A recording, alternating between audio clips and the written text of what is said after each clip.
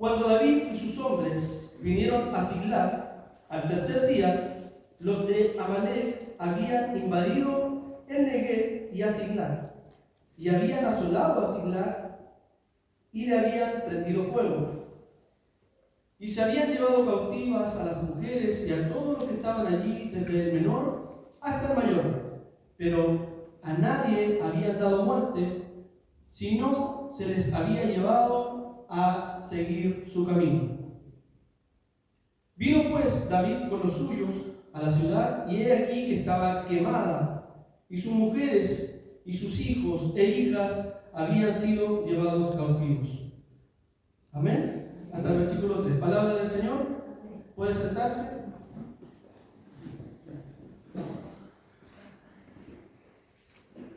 Yo no sé cuántos han encontrado con esta historia de David antes de ser rey. Cuando el rey Saúl quería darle muerte, quería asesinarlo. ¿Y por qué quería matarlo? ¿O por qué quería quitarle la vida al rey Saúl a David? Sencillamente porque el rey David había sido mirado por Jehová nuestro Dios. Y el rey Saúl había sido desechado, porque no era conforme al corazón de Dios. Entonces el rey Saúl empezó a crecer el celo, empezó a crecer el orgullo, la altivez, y supuestamente habían llegado a un acuerdo. Si usted lee unos capítulos anteriores a este, habían llegado a un acuerdo donde el rey Saúl se había encontrado con David, y David le había perdonado la vida. Entonces el rey Saúl le dice que él no lo va a matar y que tuviera la confianza de que él podía quedarse ahí en Israel, porque él no le iba a hacer nada. Pero David sabía de que sus palabras no eran sinceras, así que él decidió escapar. Amén.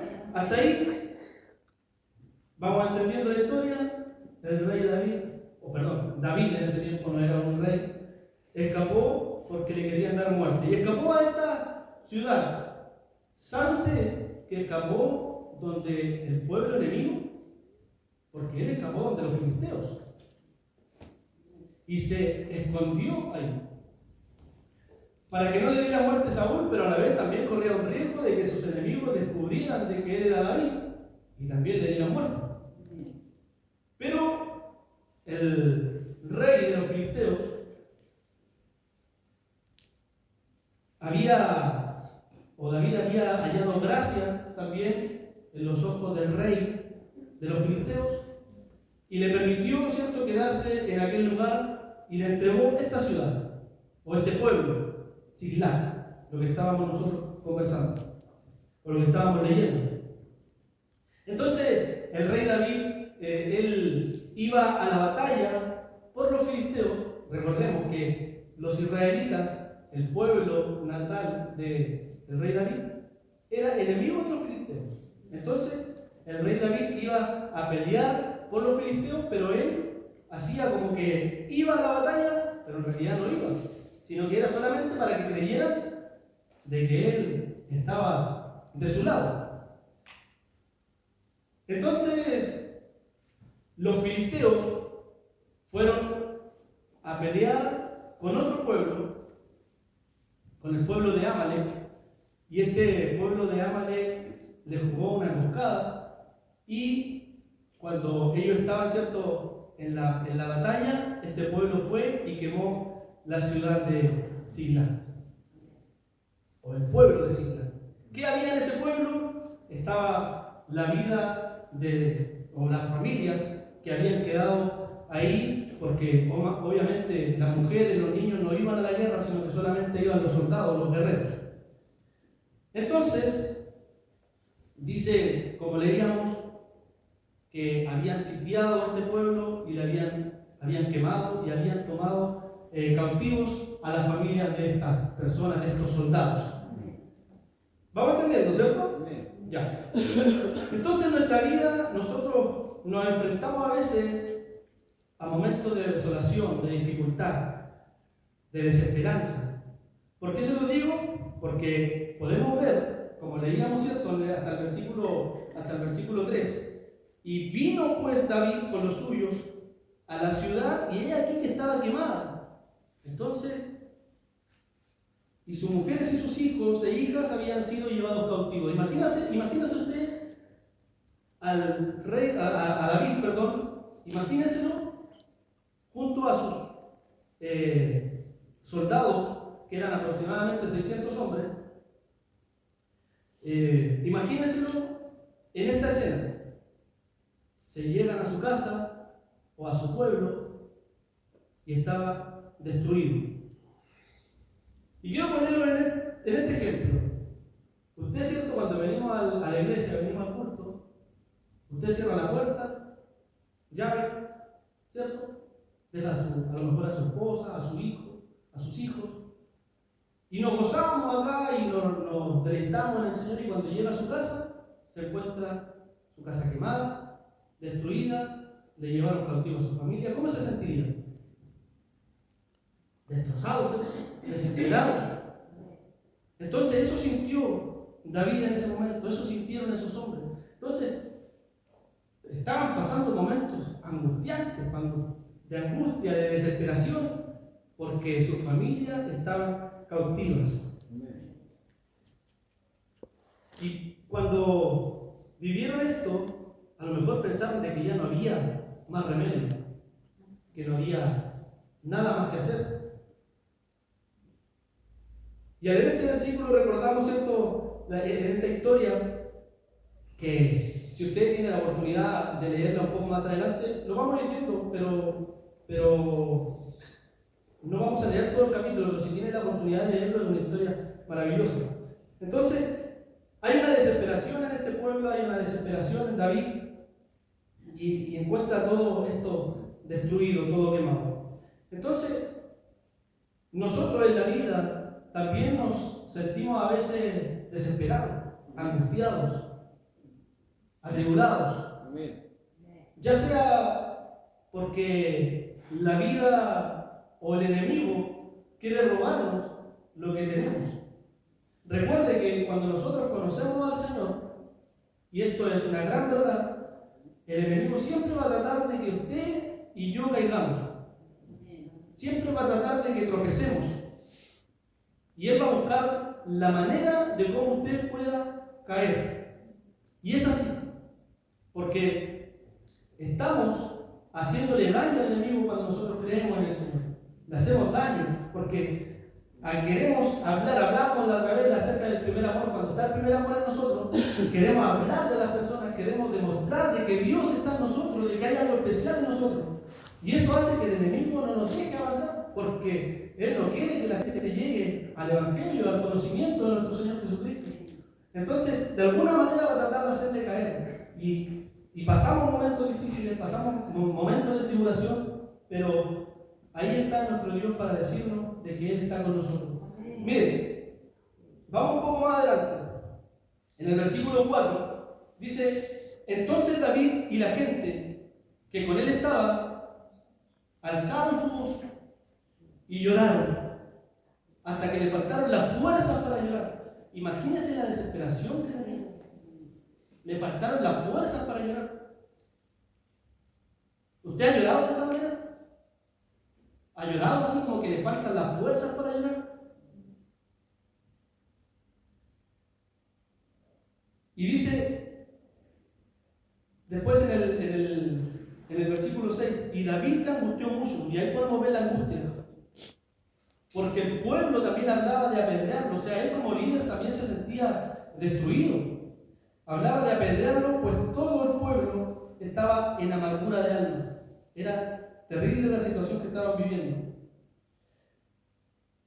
Pero en este proceso, en esta dificultad que ellos estaban viviendo, hay algo muy importante que hizo David, de que David en su desesperación se volvió al Señor.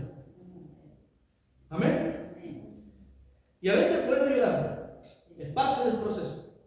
Hay que llorar, hay que vivir el proceso, porque de ese proceso, de esa dificultad, de esa angustia, día Dios va a sacar una enseñanza para que usted pueda aconsejar a otros. ¿Es así? Entonces, ¿cuál es la diferencia a lo mejor entre David y nosotros que estamos viviendo un proceso difícil? Es que él se volvió a Dios y reconoció de que él no era nada, de que él era nadie, y que solamente con la fuerza del Señor iba a poder lograr hacer una diferencia.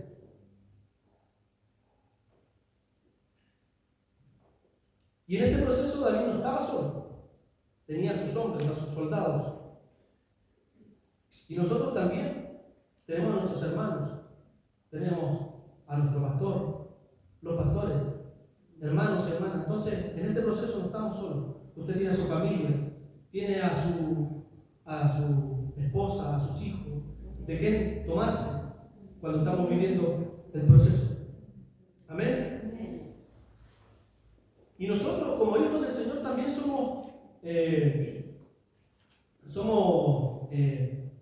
debemos estar el uno con el otro. Debemos apoyarnos mutuamente. ¿Sabía usted que el libro de Gálatas, en el capítulo 6, versículo 2, si mi hermano lo puede buscar para que lo leamos todos juntos? Libro de Gálatas, capítulo 6, versículo 2.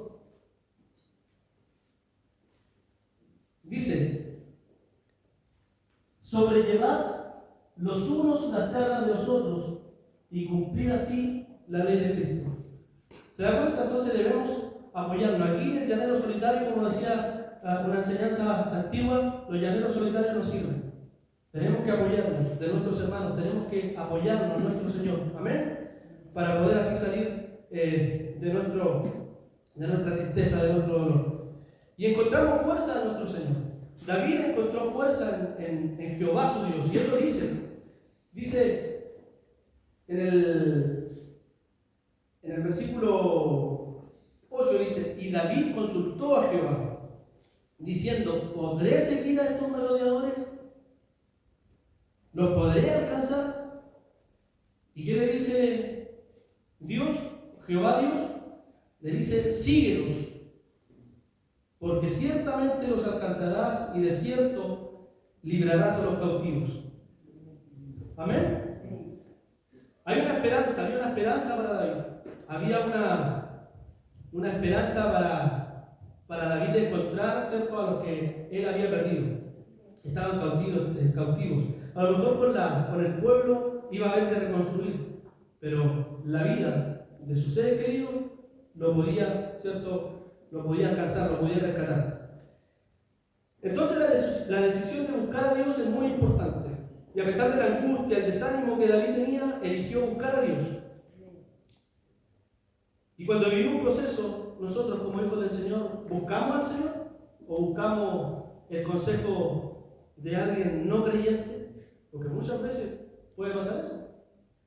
Buscamos el consejo de alguien que no es de la iglesia, no es de la congregación, o que no comparte, ¿cierto?, lo mismo que nosotros, o en el trabajo uno pide consejos, y los consejos de la gente del mundo no son como los consejos que dan nuestros hermanos.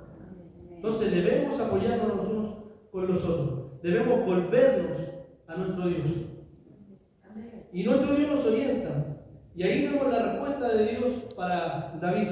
Nos orienta y nos guía diciendo: sí, síguenos, porque vas a encontrar a los que están cautivos. Amén. Entonces David se fortaleció, tomó fuerza, tomó ánimo y siguió a los que habían llevado cautivos a su familia. Y los encontró. Dice más adelante que dio muerte a todos, no quedó nadie, ninguno. Y rescató todo lo que había perdido. Todo. Entonces, cuando nosotros nos volvemos al Señor, Dios mueve su mano a favor de nosotros. Amén. Debemos estar fortalecidos. Pero esta victoria que tuvo David fue a través de la fe que él tuvo en el Señor. Nosotros también, la obediencia, debemos ser obedientes con nuestro Dios. A lo mejor nosotros pensamos y y decimos, no, pero es que todavía no estoy pasando el proceso, a lo mejor no estoy viviendo lo que vivió David. Si usted no lo ha vivido, puede que lo esté viviendo el día de hoy. Como puede ser también de que lo vivamos más adelante. Pero tenemos que vivir el proceso. Tenemos que pasarlo. Y a veces nos ponemos a pensar y meditamos, pero Señor, ¿por qué a veces nos critican y nos dicen cómo hacer las cosas? Es porque estamos haciendo las cosas a nuestra manera. Y yo creo que las enseñanzas que se nos dan en este tiempo es para que no vivamos consecuencias más adelante, sino que tenemos que hacer las cosas bien. Tenemos que hacer las cosas a la manera del Señor. Él dejó sus estatutos, Él dejó sus mandamientos para que nosotros podamos vivir de acuerdo a lo que Él tiene establecido. ¿Ven? Entonces, debemos seguir la dirección de nuestro Dios. Y aquí también hay algo muy importante. Que en el libro de Proverbios, en el capítulo 3, versículo 5, habla acerca de nosotros no debemos apoyarnos en nuestra propia prudencia. No debemos decir que yo tengo la razón a todo, sino que siempre debemos consultar a nuestro Dios. Amén. Y así como David obtuvo la victoria, nosotros también la obtendremos. Amén. ¿Lo creen? Amén. Amén. Sí. El proceso no es para siempre. David vivió en este pueblo solamente 1 año y 4 meses. Fue un tiempo de transición. ¿Para qué? Para que él después tomara el reinado de Israel.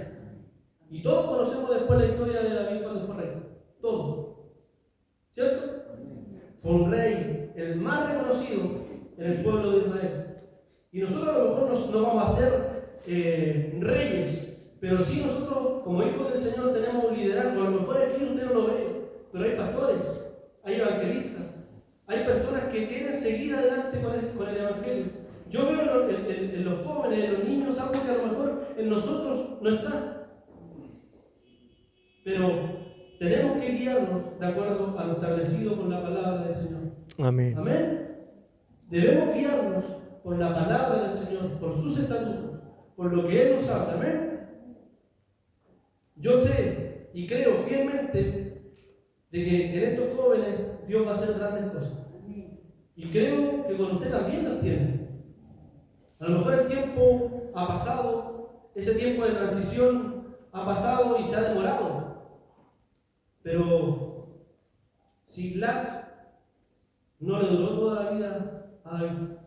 Fue solo un tiempo, solo una transición, para después para formar al rey David, aquel que fue grande en las manos del Señor. Amén. Así que es un mensaje especial el día de hoy. Si a nosotros se nos dice las cosas en este momento, cómo debemos caminar, debemos tomarlas. Porque es como Dios quiere que nosotros caminemos. ¿Amén? Tenemos que diferenciarnos de otras personas, tenemos que diferenciarnos de la gente o de las personas del mundo. Nosotros somos hijos del Señor, hijos del Rey, y debemos ser de una manera perfecta, así como fue nuestro Señor Jesucristo. A lo mejor no lo vamos a lograr nunca, porque perfecto solo uno, pero sí debemos guiarnos por la palabra del Señor, y esa palabra nos enseña día tras día cómo nosotros debemos comportarnos. La historia de David entonces es un recordatorio de que sin importar el proceso que estemos viviendo, Dios está con nosotros. Desesperados, angustiados, Dios está con nosotros.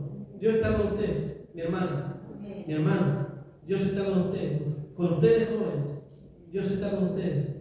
Creámoslo, sintámoslo en nuestro corazón y digámosle al Señor: Dios mío, yo quiero ser grande en sus manos. Así que dispongo mi vida, me entrego a sus manos y haga usted lo que tenga que hacer. Amén. Recuerden, siempre que Dios quiere lo mejor para sus hijos. Amén. Este ha sido el mensaje, la palabra del Señor, y espero de que lo tomemos en el corazón y lo podamos poner por obra.